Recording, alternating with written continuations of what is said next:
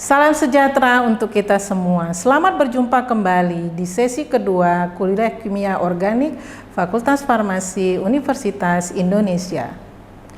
Kembali bersama saya Yahdiana Harahap. Pada topik perkuliahan kali ini kita akan membahas mengenai hidrokarbon jenuh alifatis, yaitu alkana. Pembahasan topik ini mencakup tata nama sesuai dengan sistem UPAC dan trivial. Selain itu juga akan dibahas tentang isomer, reaksi kimia, dan sintesisnya. Diharapkan dengan mempelajari topik ini akan menjadi berguna untuk mendukung dalam mempelajari mata kuliah lainnya di Fakultas Farmasi. Kita mulai dengan definisi senyawa hidrokarbon. Seperti namanya, senyawa hidrokarbon adalah senyawa yang hanya mengandung hidrogen dan karbon. Senyawa hidrokarbon dibagi secara umum menjadi 3 kelompok, yaitu yang jenuh, kemudian tidak jenuh, dan aromatis. Senyawa hidrokarbon jenis asiklik yaitu alkana akan kita pelajari pada sesi ini. Sedangkan senyawa hidrokarbon jenuh siklik yaitu sikloalkana akan kita pelajari pada sesi berikutnya. Senyawa tidak jenuh seperti alkena dan alkuna akan kita pelajari pada sesi keempat dan kelima nantinya, dan kemudian akan dilanjutkan dengan pembelajaran senyawa aromatis. Berikut adalah referensi yang dapat digunakan dalam mempelajari topik kali ini. Hal pertama yang akan kita pelajari pada sesi ini adalah mengenai tata nama dan cara menuliskan struktur alkana. Alkana rumus umumnya adalah CnH2n plus 2. Ya, jadi kalau C-nya 2 berapa? H-nya berapa? Ayo. Kalau C-nya 2, maka H-nya adalah 6, ya. Jadi yang paling sederhana adalah metana, ya. Hidrokarbon jenuh hanya, ya kalau kita lihat nama hidrokarbon, maka di dalam molekul itu hanya ada ikatan C dengan C dan H, dan mungkin ada substituen lainnya, tapi inilah yang utamanya. Dan kenapa dikatakan jenuh? Karena memang jumlah hidrogennya sudah maksimum di dalam molekul tersebut. Disebut alifatik, ini berasal dari alefas, ya bahasa Yunani, yaitu artinya lemak, ya fat. Ya, kemudian ada alkana rantai lurus, ada alkana rantai bercabang.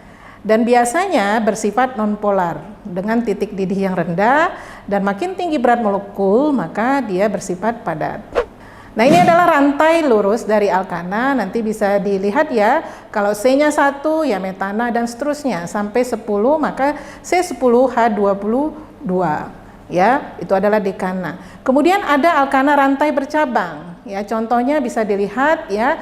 Kalau misalnya itu induknya adalah butana, di nomor 2 ada metil, maka dia namanya 2-metil butana. Jadi ada cabang di nomor 2. Dilihat lagi ke bawah ada cabang di nomor 2 dan 3, maka 2,3 di metil butana dan seterusnya.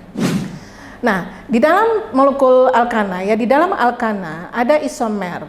Isomer itu di sini biasanya dia molekul rumus molekulnya sama tetapi kerangkanya yang berbeda. Ya, kalau kita lihat misalnya butana, rumus molekulnya C4H10, ya. Kemudian kalau kita lihat yang sebelahnya, kalau dihitung sama juga, ya C4H10, yaitu isobutana. Di nomor 2 ada metil, nama UPAC-nya 2-metil propana. Kemudian kalau kita lihat C5H12, ya, di situ ada C-nya 5, kemudian H-nya 12, ya. Kalau rantai lurus itu pentana. Kemudian ada isomer-isomer lainnya. Seperti kalau di nomor 2 ya, kalau yang terpanjang adalah butil butana, maka 2-metil butana ya. Kemudian kalau misalnya di nomor 2 dan di nomor 2 satu lagi ada metil. Jadi 2 di metil propana, kalau dihitung tetap C5H12. Maka C5H12 itu mempunyai 3 isomer. Nanti bisa dicek ya, C6H14 berapa isomernya, nanti bisa dicek. Nah, kemudian tata nama alkana ya, di dalam pemberian nama alkana ada awalan, kemudian ada induknya dan ada akhiran. Sebenarnya yang harus kita cari terlebih dahulu adalah induk ya. Induk berapa jumlah C-nya, itulah induknya, yang paling panjang itu induk ya. Kemudian nanti ada awalan. Awalan itu kalau ada substituen, di mana posisinya? 2-metil, itu awalan 2-metil. Kemudian apa familinya? Ya, kalau akhirannya ana berarti familinya alkana, kalau ena alkena, dan seterusnya. Tahap pertama kita tentukan dulu induknya, mana C yang terpanjang dan kontinu. Jadi bukan harus lurus ya, bukan lurus gitu, tapi kontinu. Ya, ini kalau kita lihat misalnya ya, itu yang berwarna pink itu diambil dari atas, dia itu ke bawah. Jangan diambil yang lurus ke kanan. Kalau kita ambil yang lurus di bawah itu hanya 5 C-nya. Tapi kalau kita mulai dari atas itu C-nya 6. Jadi induknya adalah heksana, ya. Begitu juga dengan yang di bawah. Kalau kita ambil lurus saja itu C-nya hanya 5. Tetapi kalau kita mulai dari atas itu C-nya adalah 7. Ya, jadi sebagai heptana.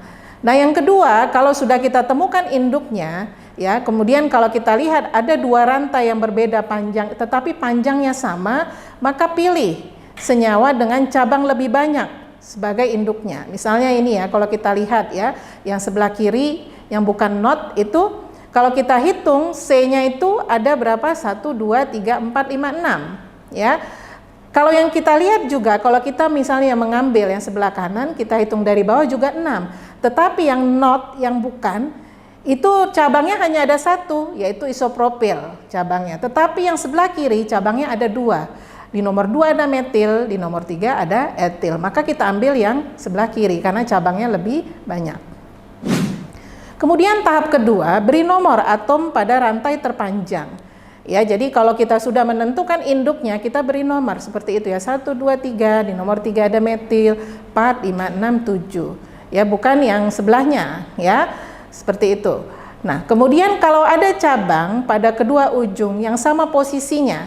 Jadi kalau kita ambil dari sebelah kiri, cabang pertama akan muncul di nomor 3 seperti ini. Kita ambil juga dari sebelah kanan akan muncul di nomor 3 misalnya ya. Maka kita lihat cabang kedua itu ada di mana. Jadi cabang kedua itu juga harus lebih dekat ke ujung rantainya. Maka kalau kita lihat di sini, maka yang benar adalah yang sebelah kiri, bukan not ya, bukan sebelah kanan. Nah, selanjutnya tahap ketiga adalah identifikasi dan memberi nomor substituennya. Jadi kalau sudah ada induknya, kita sudah bisa menentukan dari mana kita memberi nomor untuk induknya, maka substituen-substituen yang ada kita beri nomor. Misalnya di nomor 3 ada metil ya, atau di nomor di situ nomor 3 etil, nomor 4 metil, 7 metil, dan seterusnya. Nah, kalau misalnya di dalam satu rantai tersebut, di dalam suatu molekul tersebut ada 2 substituen pada C yang sama, ya, dia terikat, maka ya kalau misalnya dia misalnya ada 2 atau 3 ya diberi aja nomornya sama. Ya, misalnya di nomor C2 itu ada metil, maka 2 metil. Di nomor 4 ada metil, maka 4 metil. Di nomor 4 ada juga etil, maka disebut 4 etil. Nah, kemudian yang penting adalah menuliskan alkana itu harus dalam satu kata, ya. Gunakan strip untuk memisahkan ya awalan yang berbeda, ya, misalnya angka dengan huruf itu pakai strip membedakannya, dan gunakan koma untuk memisahkan nomor 2,2, 4,7 ya. Nah, jika ada 2 atau lebih substituen yang sama, maka sitasi tetap berdasarkan alfabetikal ya. 2 substituen atau lebih, maka sitasi dia berdasarkan alfabetikal. Etil dengan metil duluan disebut etil ya. Jika ada 2 atau lebih substituen yang sama, kalau 2 beli awalan di, kalau 3 awalan tri, kalau 4 tetra, dan seterusnya. Jangan gunakan awalan itu untuk alfabetikal. Ya, jangan di dengan E kemudian duluan dimetil, tidak, tetap duluan etil. Nah, contohnya di sana ada 3 metil heksana, 3 etil, 4,7 dimetil nonana, dan seterusnya. Nah, kemudian di beberapa nanti ya, beberapa struktur-struktur akan ditemukan struktur yang kompleks ya, yang di dalam struktur itu bercabang, ada cabangnya lagi. Maka harus dilihat ya. Kalau dilihat di sini misalnya contohnya ini, induknya adalah 10 ya, 1 2 3 4 5 6 7 8 9 10. Maka induknya sebagai dekana. Kalau dilihat di situ di nomor 2 ada metil, nomor 3 ada metil, nomor 6 ada di yang warna biru itu adalah isobutana, ya kan? Tetapi kalau kita memberikan nama Yupek, kita jangan memberikan namanya sebagai bukan iso itu ya, tapi sekunder butil ya. jangan diberikan seperti itu, tetapi kita lakukan ya. Jadi yang melekat tadi pada yang nomor 6 itu, C yang melekat itu kita beri nomor 1. Kemudian ke kanan 1, 2, 3. Nah di nomor 2 ada metil, maka cabang itu adalah 2 metil propil. Kemudian misalnya kita tempelkan lagi, maka namanya adalah 2,3 dimetil 6 strip buka kurung. Ya tadi kan cabangnya itu namanya 2 metil propil kan, 2 metil propil tutup kurung kemudian dekana, seperti itu ya. Nah sekarang pembuatannya ya, pembuatan alkana ya, yang pertama adalah hidrogenasi alkena. Kan kalau alkena itu tidak jenuh ya, alkana itu jenuh. Jadi untuk merubah yang tidak jenuh menjadi jenuh, kita tinggal menghidrogenasi, kita tambahkan hidrogen. Di sini bisa menggunakan katalis, ada platinum, palladium atau nikel. Ya, nanti alkena itu ya dia akan bertambah ya 2 hidrogen karena putus ikatan rangkapnya dia menjadi alkana. Jadi CnH2n menjadi CnH2n plus 2. Kemudian yang kedua adalah reduksi ya, alkil halida ya. Ini ada 2 macam. Yang pertama adalah hidrolisis reaksi Grignard. Reaksi Grignard itu adalah kita mereaksikan alkil halida RX dengan magnesium, nanti akan terbentuk reaksi Grignard yaitu RMGX. Nah, RMGX inilah kemudian yang dihidrolisis, nanti dia membentuk alkana. Kita lihat contohnya, misalnya sekunder butil bromida ya atau 2-bromobutana. Kalau kita reaksikan dengan magnesium, nanti magnesiumnya akan masuk ke BR-nya. Ya menjadi sekunder butil magnesium bromida. Nah ini yang dihidrolisis dengan H2O, nanti dihasilkan butana. Jadi MgBr-nya akan lepas ya, hidrogen dari H2O masuk ke sana menggantikan MgBr menjadi alkana. Sisanya nanti reaksi sampingannya adalah MgOH2 kali plus Br minus ya. Kemudian yang kedua, contoh kedua adalah reduksi ya dengan logam dan asam. Ya, jadi kalau kita reaksikan alkil halida dengan Zn, suasananya asam dengan adanya H+, nanti Zn bereaksi dengan H+, dengan asam dia akan menghasilkan hidrogen.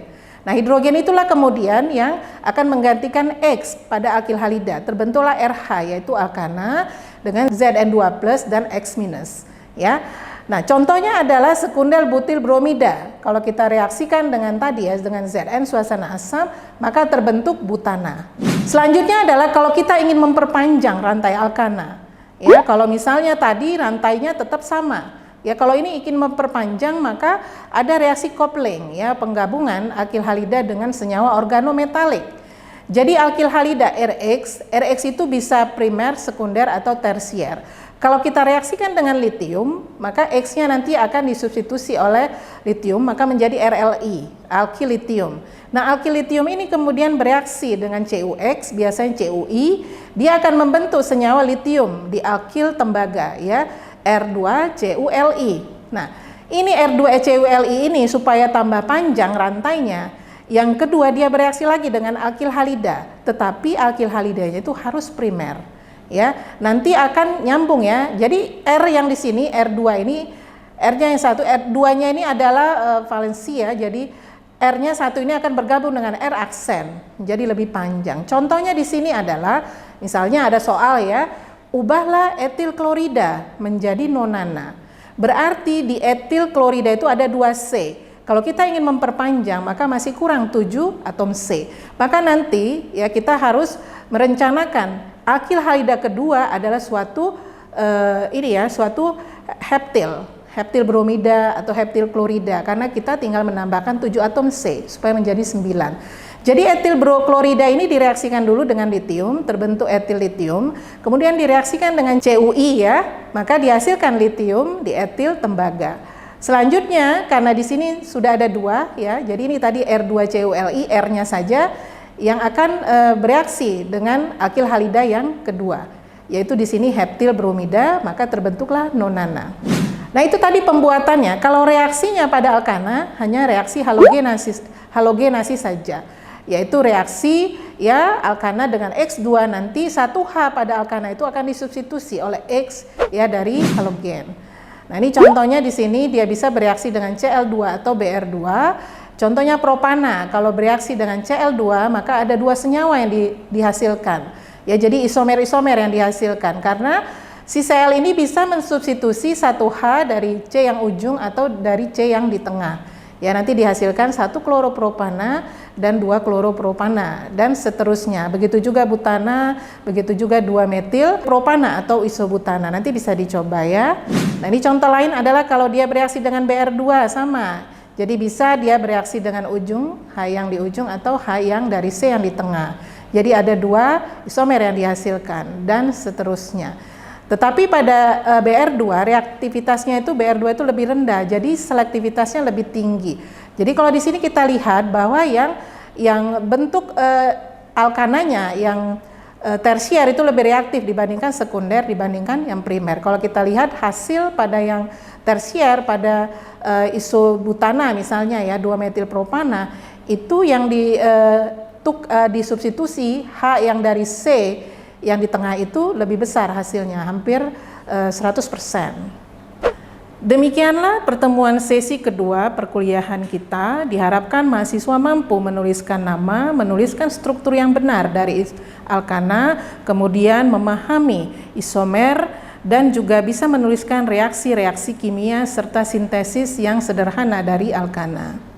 Pada pertemuan berikutnya, kita akan memasuki materi tentang senyawa hidrokarbon jenuh siklik, yaitu sikloalkana. Terima kasih atas perhatian selama mengikuti perkuliahan sesi kedua ini. Sampai bertemu lagi di sesi berikutnya. Salam sejahtera untuk kita semua.